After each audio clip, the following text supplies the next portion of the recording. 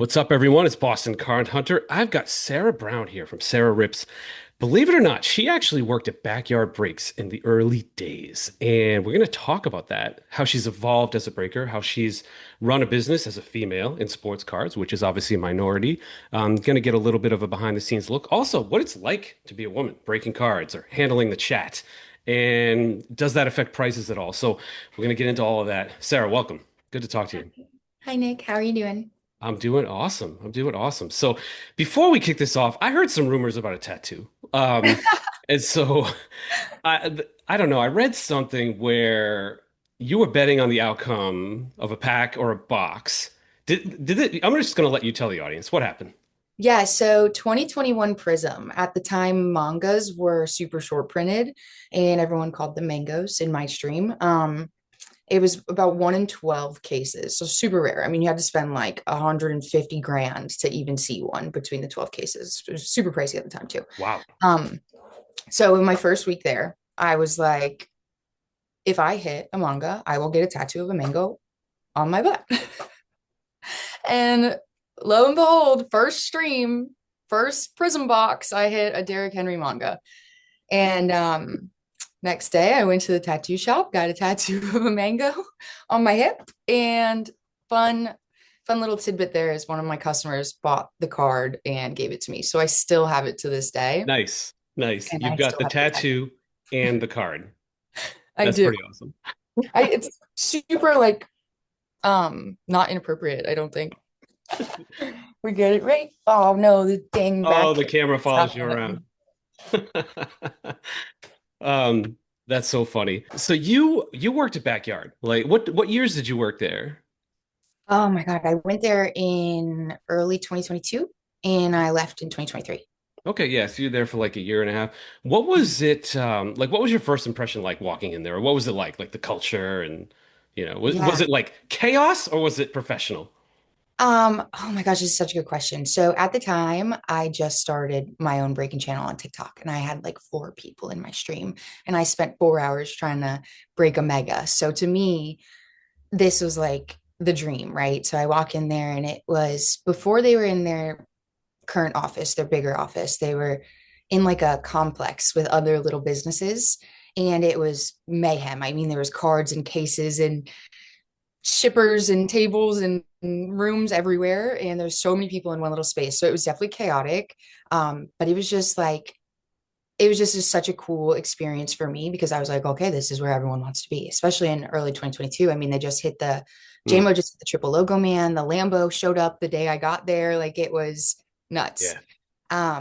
It was definitely chaotic, but it was just like everyone had the same mindset of just like working, every single person. And it was just really exciting to be a part of in the beginning days for sure.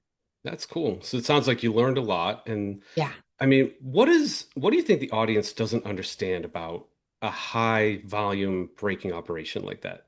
The number one thing is going to be the juiced cases, right? Everyone thinks that they're, you know, this is just speaking from my experience too. Everyone thinks that they're getting loaded cases and that they have like this in. And I can only speak from experience. The sheer volume at which they're ripping. I mean, of course, they're eventually going to hit product hits and, these 101s and golds and big chases that everyone wants because of just the quantity, right? When you're Yeah. ripping 30 cases a day versus, my little 12 boxes, eventually, you're going to hit the pink papradash coops and stuff like that. So I would say the one thing that people don't understand is the actual quantity of cards they're going through and why they're hitting these big case hits and product hits. This is such an important point. I mean, we are just loaded with conspiracy theorists here. And it's like this, like everything's loaded, everything's CAT scanned or whatever. That's not the case. Like I've talked to everybody in the industry, and I don't th like you say, I don't think people understand the sheer volume of cards that just rip through that operation. And not just them, like, all the other big breakers of the world. And 99.9% of it is on camera. And Yeah. so it's not like 1985 where, you're ripping packs at like the LCS. Like this is like business, millions of cards are getting opened every day, and we all have cameras, and we're all screen recording and screenshotting, and there's social Hmm. media, and so like statistically, breakers are going to get almost all of the hits. It's Yeah, just how it is. yeah, And it's fascinating. You've seen companies, Panini never did this, but Fanatics has actually gone out and done an audit, had like a third party audit of their facility to make sure everything's random. It's still not good enough. Then you question the audit firm and the stuff they do. It's just crazy. So yeah, it's interesting to hear that from your perspective. for sure. I can tell you one thing. When I was there and everyone was chasing the Babe Ruth cut from 2022 triple threads, Oh, I remember that. I hit that. And I can tell you right now, if that was planned, it wouldn't have been on the Backyard Breaks page with me with 127 people. It would have been with Grant in the morning show with 1,200 people in his stream. You know what I mean? So Yeah. that was just it was a really cool experience, by the way. That's right. I didn't realize you hit that. I just forgot, I you know. freaked out. I Yeah. was like, oh my God, oh my God. It's one of the most embarrassing moments.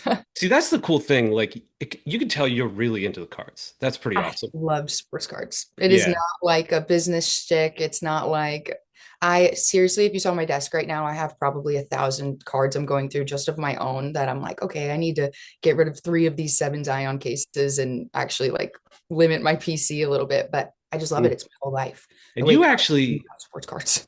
you actually had a question. I'll deviate here for a second. Like you did a post on Instagram a couple days ago asking for advice. Was it a downtown? I think it was a downtown, right?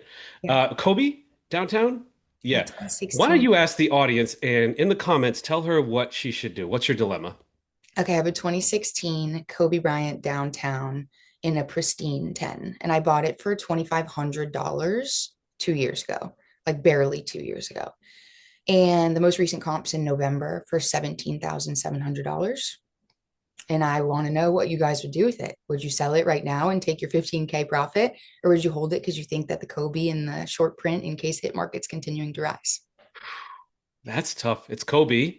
Um, Kobe is Short my print. PC too, so it's a hard card to get rid of. Downtown's going to become unlicensed, and so the value kind of stays for the licensed ones. But damn, you're up 15K. It's like that's tough. My advice would be if you need that 15K in the next year, I would sell it. If you don't need that 15K and you're willing to let it ride, then I would hold it. That's my personal advice. But in the comments, let her know what you Yeah, would do. awesome. I love that advice. Thank you.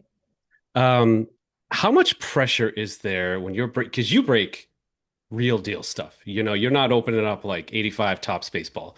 Like you're like opening Flawless and NT and how much pressure is there, especially with, I don't know, nails, I guess, and like Yeah. opening like a six-figure product live like that.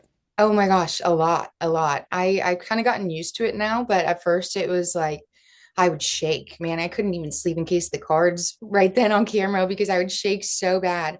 But you kind of like learn how to hold the cards. Specifically, me, I hold everything like this because of my nails. My fingers never even touch my nails never touch the card. It's always like the finger pads. So if I don't have nails on, you'll literally see me holding like this with my fingers out.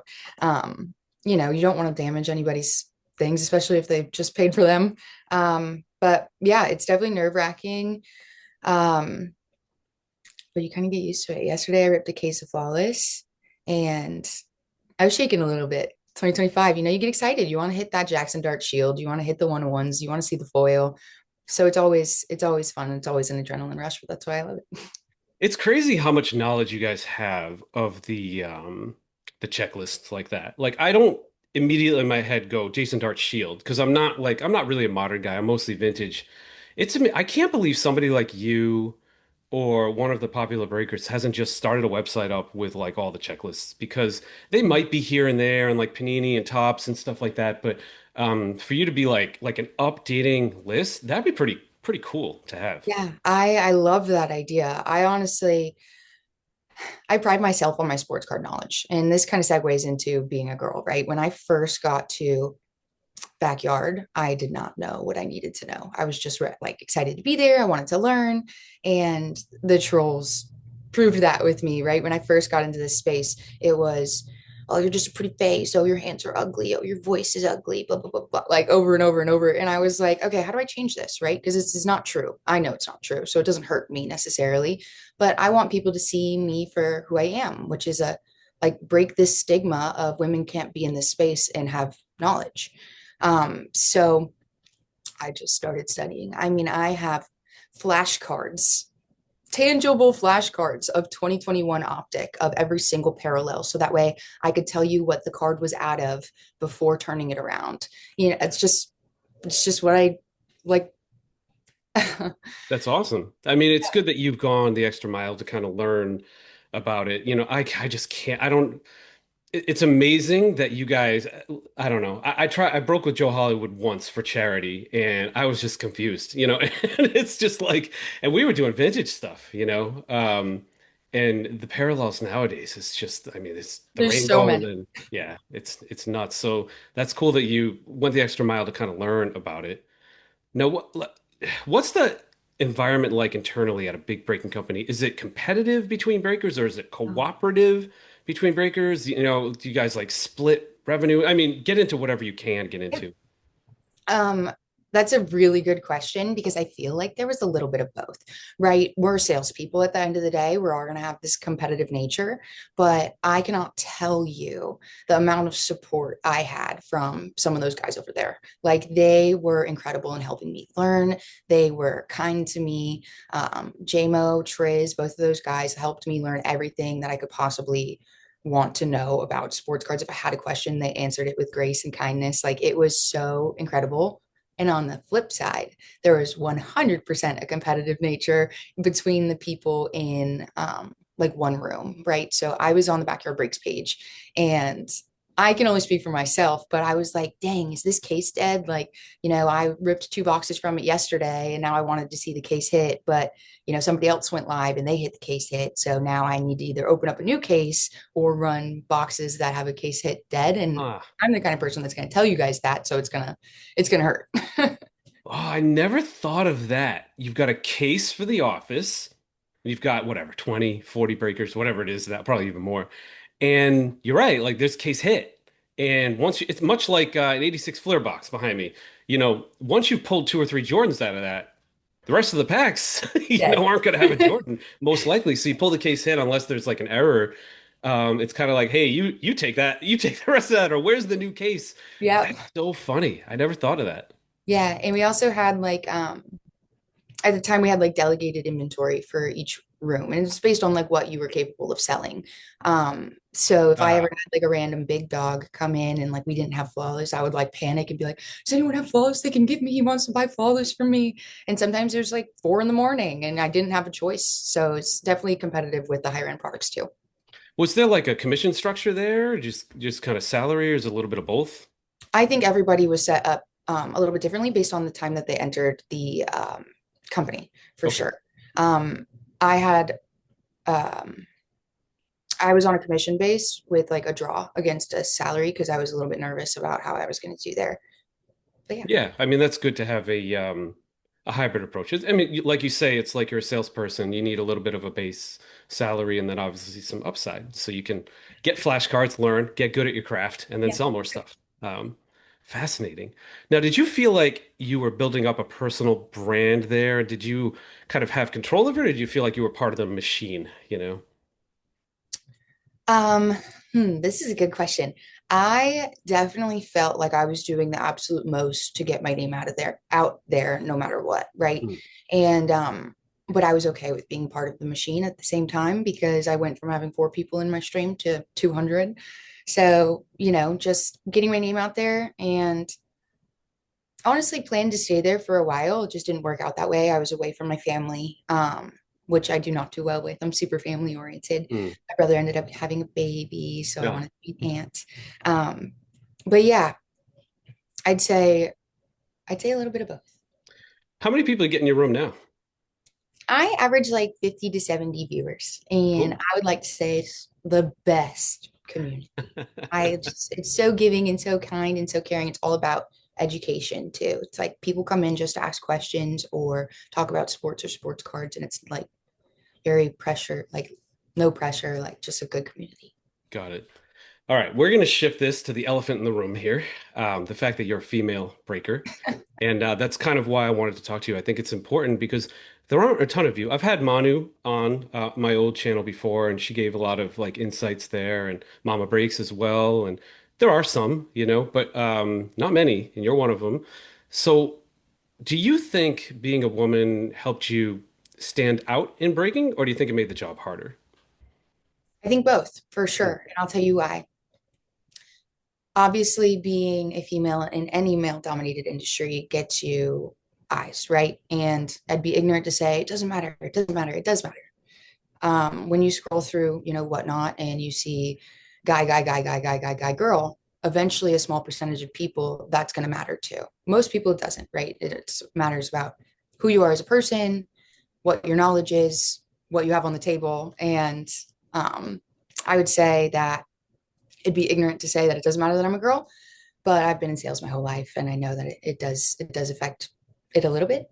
hmm Now when it comes to selling, I don't think it matters at all. I think your prices matter. I think how you treat people matters. And on the other hand, I deal with a lot of shit. Let's talk I about deal that. with What have a you lot. dealt with because you're a woman in breaking? Like in the Yeah, I mean, chat and the just whatever. yeah, trolls on one hand, like people that have no intention of hanging around or just want to be, rude or whatever. I think I get the worst of it for sure, rather than, mail breakers. Hmm. Just so I couldn't even give you examples because it's so bad. But, on the other hand, I think people are softer with me than maybe mail breakers. Like if someone comes in and says something inappropriate, people care more about, are you okay? Or, let's get him out of here or whatever, because I am a girl. Right. Interesting. I mean, yeah. Do you feel like you were judged differently on knowledge of cards because you're a woman? Like, oh Absolutely. yeah, she doesn't know anything about sports or whatever, something like that. Absolutely. I feel like I'm always proving myself to new people versus them expecting me to be good at what I do. But that's why I, made the flashcards and I've spent the last 5 years of my life studying absolutely everything I could. And it's to break the stigma, that I don't know anything because I'm a girl. Yeah. I mean, trolls are trolls. I mean, you should see my trolls, man. It's like it's bad. It's bad. I've learned to do a good job of like just posting and dropping.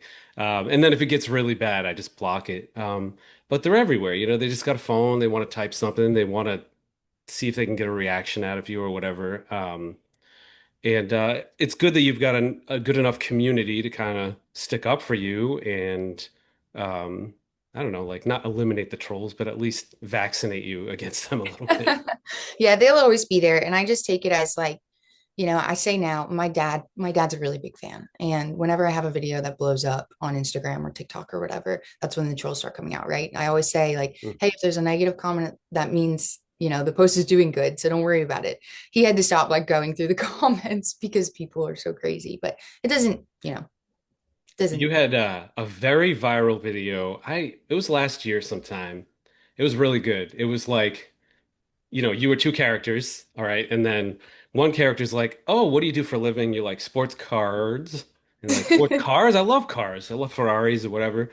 And like, "No cards." And they say, "Oh, I got some in my attic." And in your head, you're like, it's like junk wax, junk. It's always junk wax. Yeah. And then you're like, "I could take a look." And I feel like that's 5 times a day for me. It's gotten to the point where I'll send them a picture of a 52 Mantle, 51 Bowman, 86 Jordan, and something else. I'm like, any of these?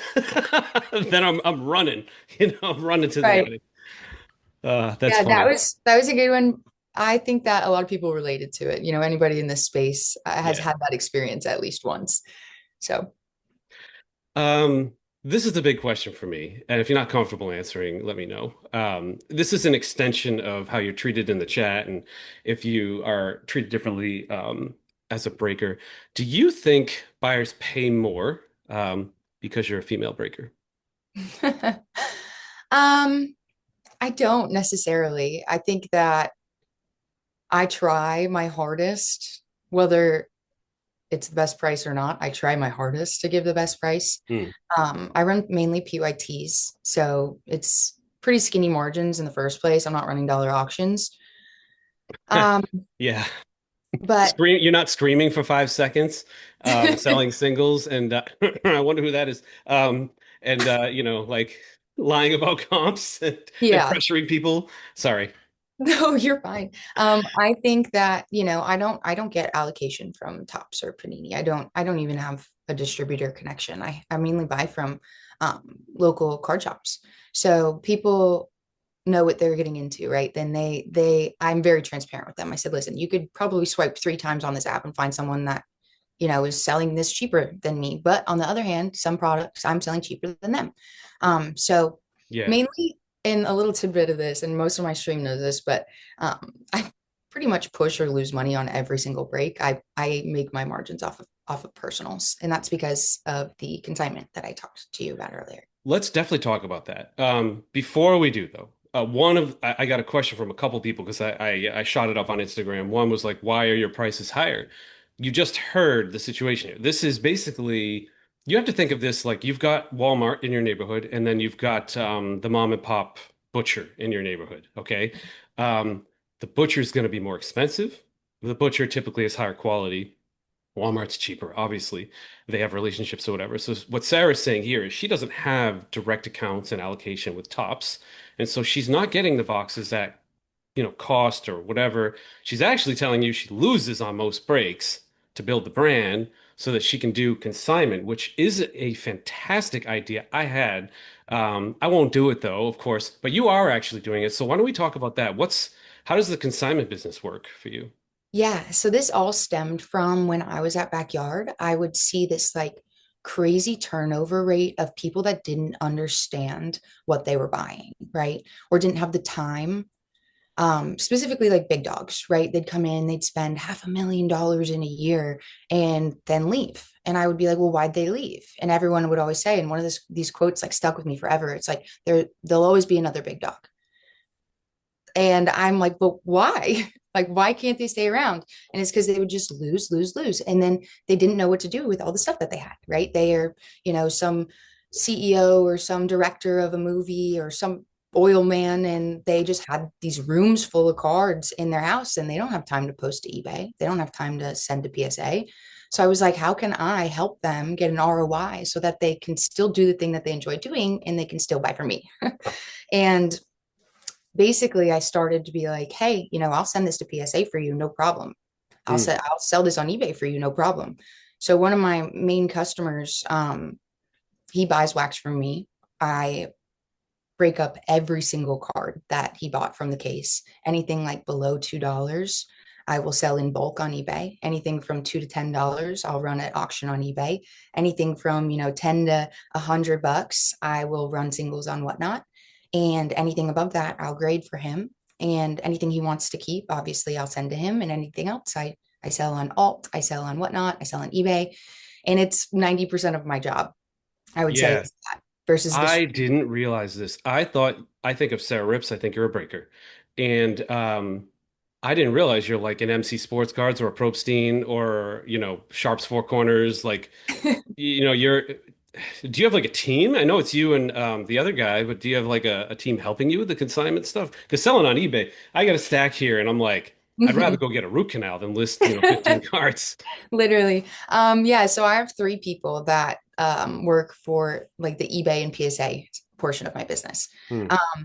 And all they do is post all day long or upload to PSA. And the higher end stuff I deal with directly, but other than that, yeah. Yeah, obviously the singles, you run $1 stuff on Whatnot. That margin can be quite good there. I've heard it can be up to 50% because it's the coffee effect. Like nobody really knows how much they pay for a cup of coffee in the morning. And as long as it's not like $20, it's like Yeah. 560, 580, 780, whatever. Um, if it's under $10, you can get some good margins there. But then when you're selling a $10,000 card, it's a different story. What do you do with those? Do you run a 5 second auction or do you just No, try to set like a buy it now type of thing?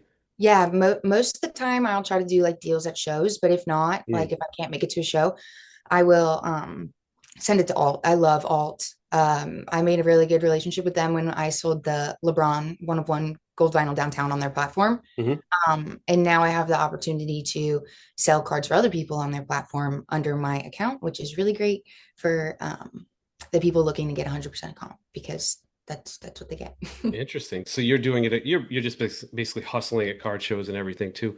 Very cool. So if somebody wanted to consign something, like let's say they're sitting on something, they just what, do you have an email or just DM you on Instagram, or what's the best way to get in touch with you? Instagram DMs for sure. Hmm. But the key piece of this is to know that like with alts specifically, I would only recommend selling like higher end stuff. I think some of the lower end stuff falls through the cracks on their platform. But like case hits, kaboom, stuff like that do really, really well on their platform.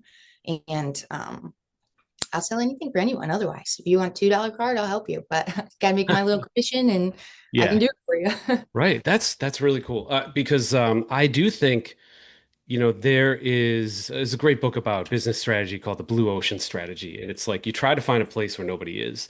And people are doing consignment very well on eBay, and people are doing breaking very well. They're even doing um, single selling really well on whatnot. But nobody's really considered a consigner. Like even you say it's 90% of what you do. I didn't even think of you that way. And so I imagine if you marketed yourself as a consigner, Sarah Consigner, I don't know, whatever it would be. It's a Sarah Rips, Sarah sells. Oh, But I like like, that. yeah, I mean, I think you could actually get a lot of business because everybody's sitting on just like stuff, you got to get rid of. And it's kind of a cool way to do it. You got an audience, right? So I think that's pretty awesome.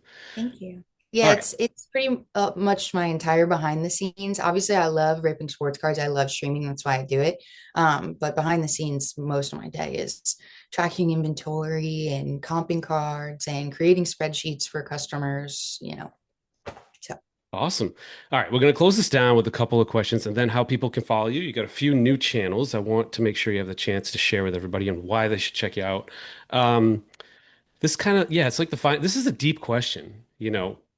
I think about this all the time. How do we get more women involved in the hobby? And by involved, I mean everything from going to Target and buying a blaster to becoming a breaker to setting up a table at a card show. Like, what do you think are some things we should do? yeah. I'm gonna say the same thing that I say to every beginner, which is just find what you like, right? Like collect what you love. If it's Pokemon, if you're interested in like the little characters, or if you like football, like everyone has a team, whether it's baseball, football, hockey. Most women I know like sports. So just find your team, find your guy, collect a few cards here and there. I would always start with buying singles, never getting into breaks. Um, And she's a breaker, everybody. Yeah, I mean, I don't want to steer people wrong. Like, you have to build your collection before you start gambling. That's what breaking is. It's gambling. And if you are going to walk into the casino and be mad that you lost, then you shouldn't go, right? So don't spend your Duke Energy bill to buy the Giants in a break to chase Jackson Dart. Go buy a couple silvers on eBay, go grade them, get an understanding of the hobby and the process of how you can actually invest in these cards and these players. And I don't know, go to a few card shows with your man or your girlfriend and like just enjoy the energy and the vibe in the community. And I think that there should be a bunch more women in this space. There's so many things to collect, even with Panini and Topps coming out with a lot of these like female based like female drawn parallels, like the cherry blossoms and the pink glitters out of 15 and like all this stuff. They're gorgeous cards. The Mhm. downtowns, nobody could hate a downtown. So just start collecting and join a community that you think like fits your vibe, and I think Yeah, that you'd really like it. I like it. Awesome. So how can people follow Sarah Rips, your shows and that, and then I'll talk about your YouTube channel in a second. Yeah. Sarah Rips on all platforms. My Instagram, Sarah Rips, my whatnot, Sarah Rips. Those are my two main places. Yeah. So on all platforms, Sarah Rips with a Z. All right, excellent. And then now I saw you started a YouTube channel, which I I'm encouraging everybody to really, that should be like a 2026 goal. So YouTube it's in like the first inning. That's all my kids watch, and it's just full of information. It's a great way you can talk about something for like 10 or 20 minutes, and I'm encouraging people to turn the camera around and just start one. So I think that's awesome that you've done that. What are your plans for the channel? Like, what are you going to do on there? Yeah. So we're doing this thing called the Sarah Rip Show, and it's supposed to just be talking about the hobby and the sports card market and some big news that happened. If you don't know like where to get information from, it could be good for like that kind of thing. And also like we mess around a lot. We play a lot of games. And I think our first episode like went really well. It was so much fun. And I think it was entertaining. I don't know, we need some reviews for sure. But we also do giveaways on there too. So it's another place for our community to interact with us that maybe isn't so like based on selling or, the pressure of breaking or whatever. Right. Yeah. So I think you guys can learn a lot from her. If you think about her trajectory here, she was in sales. She joined the biggest braking company that's ever existed. She did really well there, well enough to start her own thing. And then she was smart enough in business to diversify when she saw that braking was kind of break even for her. And she started Consignment and said that's probably 90% of her business. So I think you can probably, I certainly can learn a lot about consignment, that's for sure, from you. So hopefully we'll look forward to cool stuff on that channel. The channel Sarah Rips as well. Yes, sir. Awesome. Sarah, this has been great. I have one thing Oh, go ahead. for your viewers. I wanted to give them a little piece of my heart. Oh I boy. have a Baker Mayfield Chris Godwin dual auto. It is one of my favorite cards from my PC. It's at 35. Hmm. And I wanted you to give this away on your channel in some form, however you want to do it. Oh boy. All right. I'll have to think about this. All right, guys. So if you're watching, this is what we'll do. This is airing at 4 p.m. on Thursday, March 5th. So requirement number one, you've watched this video and you've heard us say we're giving this away. That's the first requirement. The second requirement, Instagram is a priority for Sarah. That's her central hub where everything happens. I have clipped up a reel on there. You have until, let's say, 5 p.m. on March 6th Eastern Time to leave a comment on there, and that is your entry. And then over the weekend, by Monday, I will make a comment on the Instagram reel. I'm just going to close my eyes and pick somebody, and I'll say you're the winner, and then just DM me address, and we'll send it. Perfect. Perfect. Sarah, thank you so much. That's really, really nice of you. And it's a really sweet card. So it was awesome. It was awesome talking to you. Yeah, you too. Thank you so much for having me. I really appreciate it. You got it.